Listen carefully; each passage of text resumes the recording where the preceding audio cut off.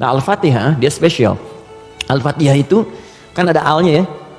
Ya, Fatihah itu artinya pembuka. Oh, ini kelihatan? Belum saya tulis. Masya Allah, imannya kuat banget, belum ditulis udah kelihatan. Wah, luar biasa. Ya, semoga Allah ampuni dosa kita.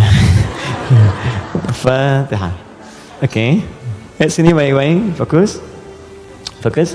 Fatihah itu artinya pembuka, bukan sekedar pembuka, tapi pembuka semua ragam kebaikan, semua jenis kebaikan.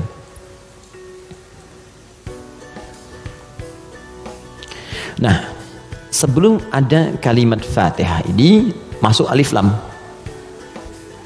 Kalau kita belajar gramatikal bahasa Arab di ilmu nahwu khususnya, ya ilmu nahwu.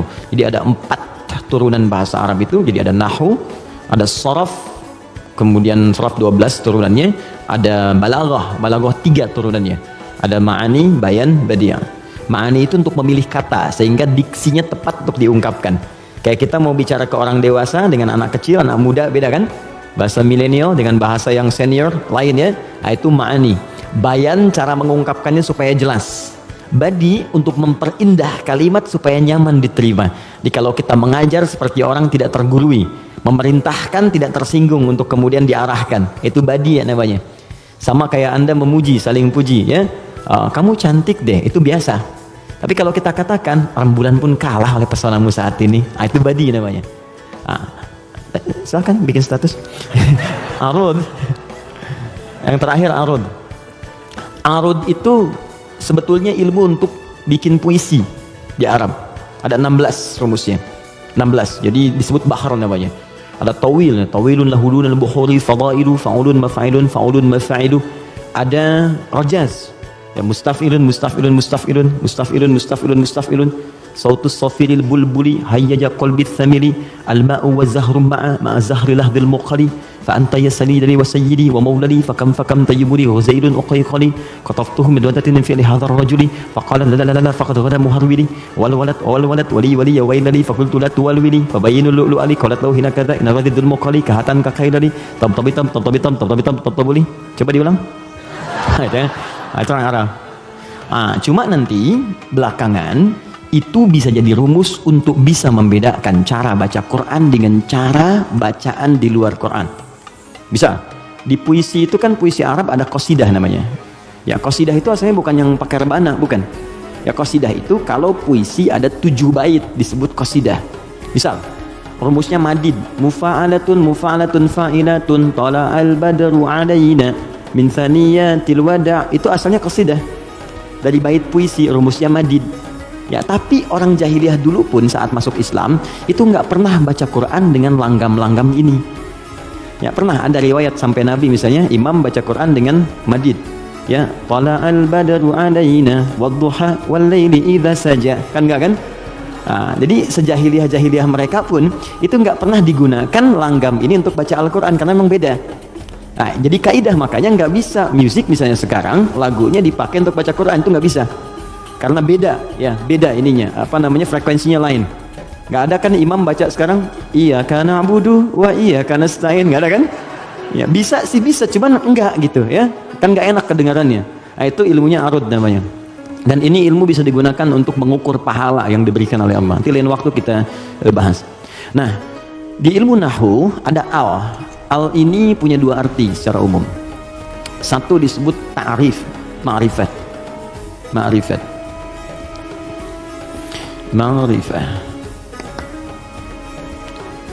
Yaitu huruf yang ketika melekat pada kalimat menunjukkan sesuatu yang khusus, spesifik. Kalau di bahasa Inggris the mungkin ya, artikel the. Car, mobil, umum. The car, yang ini nih, bukan yang lain. Pen, umum. The pen, yang ini, bukan yang lain. Itu dalam bahasa Arab al namanya. Jadi kalau ada al, yang dimaksud yang ini, khusus, spesifik, bukan yang lain. Al pertama yang melekat pada Al-Fatihah berfungsi ma'rifah, menunjukkan sesuatu yang khusus. Surah ini adalah surah pembuka yang sangat khusus karena dia disusun khusus untuk membuka surah-surah dalam Al-Quran. Jelas? Semua ayat Quran itu baik, dan pembuka kebaikan di ayat-ayat Quran disebut dengan Al-Fatihah. Jadi kalau Anda belajar Al-Fatihah dengan baik, maka Anda akan temukan bahwa surah ini khusus ditempatkan membuka untuk semua untayan ayat-ayat Al-Quran. Yang kedua, Al di sini kenapa disebut Al-Fatihah? Karena surah ini khusus ditempatkan untuk membuka bacaan dalam sholat. Jadi ketika kita mulai takbir, Allahu Akbar, rukun bacaan pertama dalam sholat itu Al-Fatihah. Jadi kalau bapak, ibu, teman-teman, ikhwan, akhwat tidak baca iftitah, itu sholatnya masih sah, karena sunnah hukumnya. Tapi kalau Anda sengaja nggak baca Al-Fatihah, maka Anda mengulang sholat, batal hukumnya. Jelas? Nah, yang dahsyat yang mau saya sampaikan, ini rahasianya. Awas, saya fokus ya, ini rahasia, dan diantara kita saja. Oke.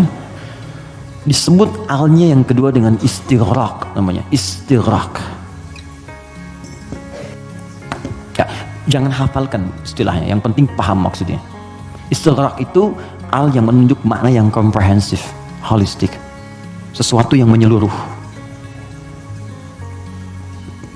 semua menyeluruh sifatnya tanpa kecuali. Al, contoh begini, Alhamdulillahi Rabbil Alamin. Al di situ mencakup semua maknanya, komprehensif, seluruhnya tanpa kecuali. Makanya ketika hamdun artinya pujian, alnya diartikan segala. Lihat terjemahan, segala puji hanya milik Allah. Alnya semua, jadi semua jenis pujian kembali ke Allah. Nah, konsekuensi fikihnya, kalau kita katakan semua pujian hanya milik Allah, berarti jangan mengambil bagian dari pujian itu, sehingga berkuranglah sifat pujian kita kepada Allah. Contoh, Anda punya anak nih, dilatih baca Quran, bagus, sampai hafal 30 juz. Tiba-tiba teman berkata, oh Masya Allah, ukhti, akhi, anaknya pintar sekali, bagus, hafal Quran. Anda katakan, Alhamdulillah, semua karena Allah. Cukup. Jangan tambahkan lagi. Kalau Anda tambah, berkurang pujian itu. Ya, saya juga berdoa sih, malam-malam saya doakan, terus saya latih juga, kirimkan pada guru yang baik. Itu jadi wasilah. Nah, itu berkurang. Jelas ya? Anda sakit, kemudian ke rumah sakit, terus kaki sudah mulai agak baik, teman-teman nengok, gimana kondisinya bro? Ya kawan, bagaimana kondisinya? Alhamdulillah sudah baik. Nah, kalau sudah alhamdulillah jangan ditambah. Ya walaupun sedikit, ya walaupun meskipun barangkali itu hilang semua, karena ada al. Nah sekarang masukkan ke sini. Tadi teman kita baca Al-Fatihah, fungsi yang kedua, dia ini istighraq, menunjuk pada makna semua tanpa kecuali. Kalau digabungkan dengan makna ini rahasianya, pembuka jenis kebaikan. Masuk al di sini. Maka surah Al-Fatihah seluruh ayatnya kalau dipelajari dengan benar dan diamalkan, dia akan membuka semua jenis kebaikan yang diharapkan dalam hidup. Orang ingin sukses, pelajari Al-Fatihah, maka akan dibuka kesuksesan. Ada yang sakit, ingin mendapat kesembuhan cepat, pelajari Al-Fatihah. Di situ ada rahasia bagaimana mendapatkan kesembuhan cepat dari Allah.